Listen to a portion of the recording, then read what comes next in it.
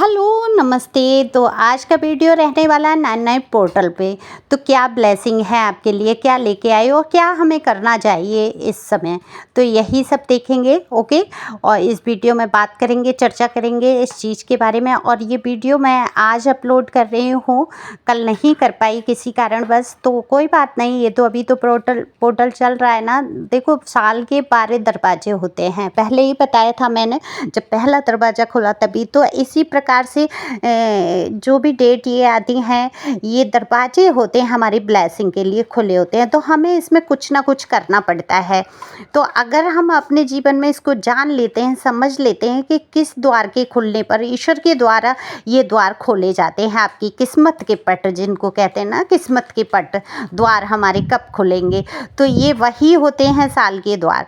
तो हमेशा से ये आपने सुना कि मैनिफेस्टेशन करना चाहिए, इसमें इस समय हमें ईश्वर का ध्यान करना चाहिए। मैनिफेस्ट जो हम करते हैं वो हमारा पूरा हो जाता है। लेकिन जो 9/9 का पोर्टल होता है उसमें क्या होता है, ये थोड़ा सा अलग है, डिफरेंट है, थोड़ा बिल्कुल ही मैं ये कहूँगी अलग है। इसको समझना होगा आपको, ठीक है। तो पहले इसको समझते हैं कि ये है क्या।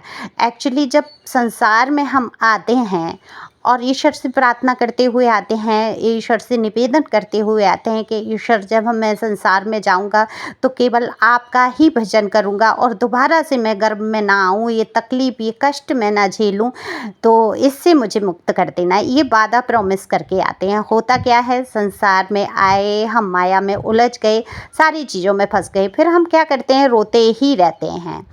हमारे पास पैसे नहीं हैं, हमारे रिलेशन अच्छे नहीं हैं, हमारा ये अच्छा नहीं है, वो अच्छा नहीं है, दूसरों से लड़ाई झगड़े होना, बेमतलब की फिजूल की बातों में जो है हम फंस के रह जाते हैं। तो ये जो 9/9 का पोर्टल है, ये आपको यही समझाने आता है, यही बताने आता है कि इस समय जो है आपको रोना धोना नहीं है। आप जो कहते हैं ना कि मेरे पास पैसे नहीं है, पहले सबसे पहले गौर करने की ज़रूरत है, आपके पास है क्या। देखो, आपने जो जीवन में खो दिया, गवा दिया, वो तो गवा दिया, वो तो चला गया। चाहे वो आपका मान था, सम्मान था, पैसे थे, रुपए थे, या कोई रिश्ता था, तो आपके जीवन से वो गया, चला गया। अब आपको यहाँ गौर करने की क्या ज़रूरत है, यहाँ गौर करने की ये ज़रूरत है कि आप पर बचा क्या है।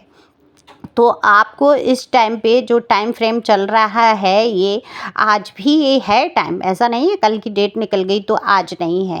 गेट तो खुला ही है ना अभी।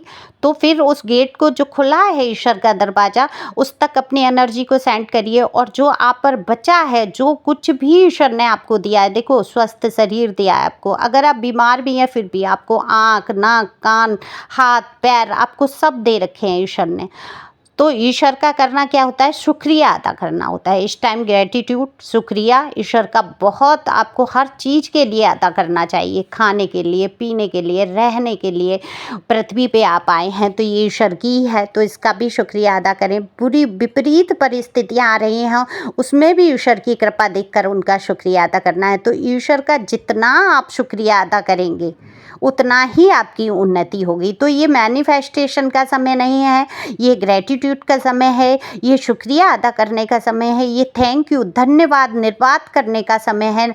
आप बिना विवाद के सिर्फ ईश्वर का ये शुक्रिया अदा कीजिए कि ईश्वर, आपने मुझे पृथ्वी पर भेजा, मैं आया था नंगे बदन, मेरे पास कुछ भी नहीं था, आपने खाने पीने, रहने और कुछ रिश्तों का इंतज़ाम किया। कुछ लोगों को मेरे जीवन में ऐसा भेजा जिनसे मैंने कुछ सीखा, जिनसे उन्होंने मुझसे कुछ सीखा, कुछ मैंने बुरा उनका किया या कुछ उन्होंने मुझे बुरा किया। तो जिन्होंने मेरे साथ बुरा किया उनका भी मैं शुक्रिया अदा करता हूँ।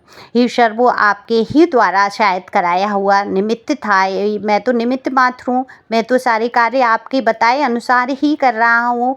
मैं तो कर्म करने में ठीक है स्वतंत्र हूँ, लेकिन ईश्वर परिस्थितियाँ आप जो ला रहे हैं वो मेरे भले के लिए ही होंगी।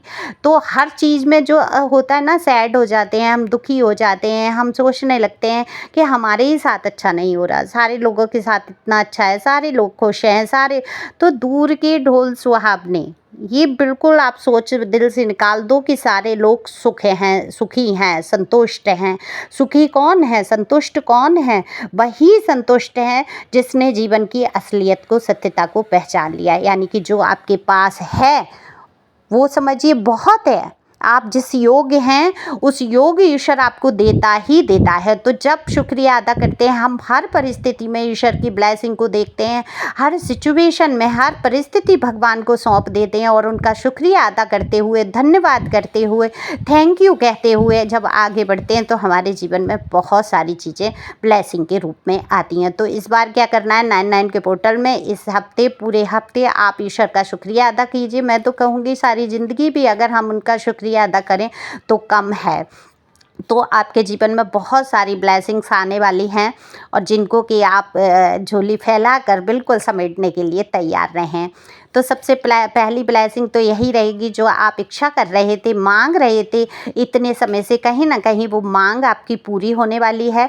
तो इस टाइम आपको मांगना नहीं है, मैनिफेस्टेशन नहीं करना है, इस टाइम आपको शुक्रिया अदा करना है।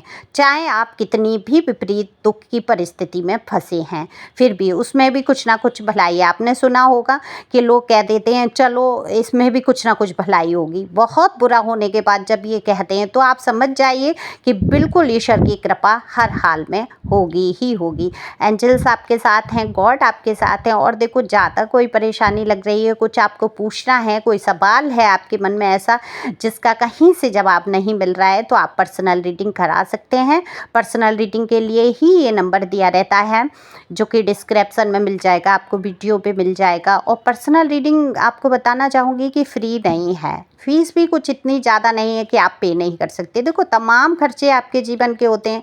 अगर आप अपने मन के भार को या दिमाग के भार को कम करना चाहते हैं